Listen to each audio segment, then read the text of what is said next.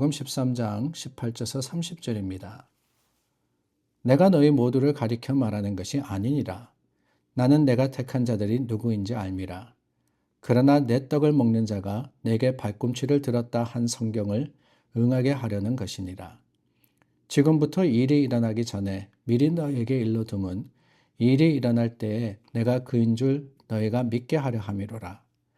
내가 진실로 진실로 너희에게 이르노니 내가 보낸 자를 영접하는 자는 나를 영접하는 것이요 나를 영접하는 자는 나를 보내신 이를 영접하는 것이니라. 예수께서 이 말씀을 하시고 심령이 괴로워 증언하여 이르시되 내가 진실로 진실로 너희에게 이르노니 너희 중 하나가 나를 팔리라 하시니 제자들이 서로 보며 누구에게 대하여 말씀하시는지 의심하더라. 예수의 제자 중 하나 곧 그가 사랑하시는 자가 예수의 품에 의지하여 누웠는지라. 시몬 베드로가 머리짓을 하여 말하되 말씀하신 자가 누구인지 말하라 하니 그가 예수의 가슴에 그대로 의지하여 말하되 주여 누구니이까? 예수께서 대답하시되 내가 떡 한 조각을 적셔다 주는 자가 그니라 하시고 곧 한 조각을 적셔서 가룟 시몬의 아들 유다에게 주시니 조각을 받은 후 곧 사탄이 그 속에 들어간지라. 이에 예수께서 유다에게 이르시되 내가 하는 일을 속히 하라 하시니 이 말씀을 무슨 뜻으로 하셨는지 그 앉은 자 중에 아는 자가 없고 어떤 이들은 유다가 돈꾀를 맡았으므로 명절에 우리가 쓸 물건을 사라 하시는지 혹은 가난한 자들에게 무엇을 주라 하시는 줄로 생각하더라. 유다가 그 조각을 받고 곧 나가니 밤이더라. 오늘 본문의 말씀은 예수님께서 제자들과 나누신 마지막 만찬입니다. 우리가 이 장면을 잘 알고 있죠. 레오나르도 다빈치의 최후의 만찬이라는 그림 많이 익숙할 겁니다. 흰색 테이블 커버가 놓여져 있는 그 테이블 위에 예수님께서 가운데 의자에 앉으시고 제자들이 양옆으로 앉아 있는 그 장면을 기억하실는지 모르겠습니다. 그런데 실은 유대인의 식사법은 그렇지 않습니다. 디귿자 모양의 식탁이라 그래봐야 사실은 우리가 쓰는 판 있지 않습니까? 그 판과 같은 형태로 바닥에 놓여진 겁니다. 거기에 좌우로 제자들이 앉고 그리고 비스듬히 옆으로 누워서 왼팔로는 몸을 받치고 오른손으로 음식을 먹는 그게 바로 유대인의 전통적인 식사 방법이었습니다. 그 식사 중에 예수님께서 한 제자가 자신을 팔 것이다 라고 말씀을 하셨죠. 그 말씀을 들은 제자들 술렁이기 시작했습니다. 그리고 마침내 예수님께서 빵을 찍으셔서 그에게 가룟 유다에게 전해주심으로써 예수님을 팔 자가 누구다라는 것을 말씀하십니다. 그 빵을 받아든 가룟 유다, 그 길로 밖으로 나가고 맙니다. 다른 제자들은 영문을 몰랐을 거예요. 이게 무슨 일이냐? 왜 저 사람이 나가냐? 회개를 담당하는 유다가 유월절을 준비하기 위해서 무언가 사러 나간 거 아니냐라는 생각을 했습니다. 이 모습을 우리가 생각해 볼 때 거기에 예수님의 제자들 12명의 제자, 우리가 흔히 사도라고 하는 그 사람들이 있었지만 그들의 마음이 다 똑같은 것은 아니었구나라는 그런 판단이 내려지게 됩니다. 예수님과 이야기를 나누었던 한 제자는 셈이 빠르고 사리에 밝아서 맡겨진 일을 잘 감당했습니다. 그를 예수님께서는 가장 적임자로 생각했기 때문에 돈을 맡아서 그 돈을 관리하는 일을 시키셨습니다. 요한복음 6장 말씀해 보니까 예수님은 12제자를 택하실 때부터 그 가룟 유다가 예수님을 팔 것임을 알았다라고 하고 있습니다. 그렇지 않습니까? 예수님께서 모르고 계시다가 이때가 되어서야 가룟 유다, 니구나 라고 했던 것이 아닙니다. 이미 알고 계셨습니다. 이미 그가 어떤 일을 할 것인지 예수님은 보셨습니다.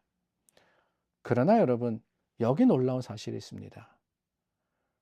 오늘 저희가 나누었던 본문에 이르기까지, 아니 저는 그 이후도 이 가룟 유다가 예수님을 팔고 그럼으로써 예수님께 입맞추고 마지막으로 자신의 목숨을 끊는 그 순간까지도 예수님의 가룟 유다를 향한 생각이 무엇이었을까? 저는 그것이 미움이거나 실망이거나 아니면은 그 가룟 유다를 원망하는 것은 아니었으리라고 생각이 됩니다. 오히려 우리가 나누었던 13장 1절 말씀 있죠. 끝까지 사랑하시니라. 그 예수님이 뭐라고 하셨습니까?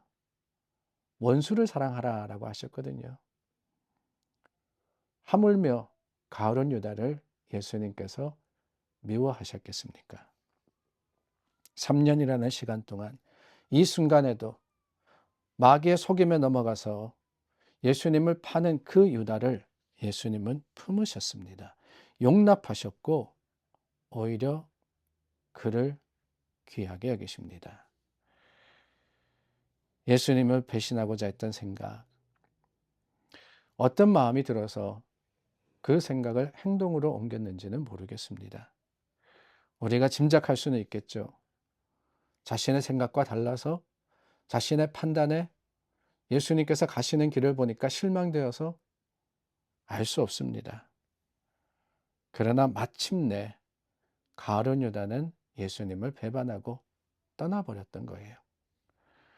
그런데 오늘 말씀에 보면은 이 가룟 유다와 대조되어서 나오는 한 사람이 있습니다. 23절에 보니까 예수님께서 사랑하시는 자 이름이 나와 있지는 않아요. 그런데 대부분의 학자들은 이 사랑하는 자가 누구였느냐? 바로 사도 요한복음을 기록한 그였다라고 생각을 합니다. 자신에 대한 이야기니까 민망한 거예요. 그래서 나 요한 이렇게보다는 예수님이 사랑하시는 자라고 표현을 했던 겁니다. 그가 예수님과 가장 가까이에서 예수님의 품에 의지하여서 누웠다라고 합니다. 이 표현은 뭐냐? 처음에 말씀드렸던 유대식의 옆으로 누워가지고 식사하는 그 광경에서 예수님과 가장 가까이에 있었다라는 거예요. 그만큼 사랑하는, 가까이 지내는 이런 제자였다라고 하는 거죠. 이 요한, 그 요한을 예수님께서 사랑하셨을 뿐만 아닙니다. 그를 귀하게 쓰십니다. 우리가 잘 아는 예수님께서 십자가에 돌아가실 때 요한에게 육신의 어머니 마리아를 돌봐달라고 부탁을 하셨고, 이 요한 모든 제자들이 다 십자가에 순교하고 여러 모양으로서 박해당하고 그리고 끝내 목숨을 잃었지만은 끝까지 예수님께서 그를 쓰셔서 순교하지 않았다라고 해서 다른 제자들보다 못한 게 아닙니다. 오히려 요한을 통해서 예수님께서는 하늘나라를 보여주셨고, 그게 뭡니까? 바로 요한계시록 아닙니까? 요한복음을 쓴 그 요한이 요한계시록을 썼습니다. 하나님께서 완성하실 천국의 모습에 대한 환상을 보여주신 것, 그것은 그만큼 예수님께서 요한을 가까이 하셨고 사랑하셨기 때문이라고 저는 생각합니다. 참 오묘한 대조가 아닌가라는 생각이 들어요. 예수님께서 마지막으로 식사하실 때 그 자리에 예수님께서 가장 사랑하셨던 제자, 그리고 예수님을 팔 제자, 이 두 제자가 한 자리에 있었습니다. 여러분은 어느 제자입니까? 저는 그런 생각이 들어요. 어제도 나누었지만 내가 요한과 같이 예수님의 사랑을 받는 제자, 물론 맞습니다. 물론 그래야 합니다. 그러나 동시에 내 속에는 가룟 유다의 마음이 있더라라고 하는 거예요. 그 자리에 함께 했던 두 제자인 것처럼 우리 삶도 그 두 극단적인 모습과 생각이 함께 존재하는, 그래서 바울이 뭐라 그랬습니까? 내 속에 선과 악이 함께 있더라. 하나님의 의와 죄가 함께 공존하더라 그랬거든요. 그러므로 중요한 것은 내 속이 그냥 한쪽 이게 중요한 게 아니라 그런 갈등과 그런 다툼 가운데 내가 어느 쪽을 택할 거냐 이게 아닌가라는 생각이 듭니다.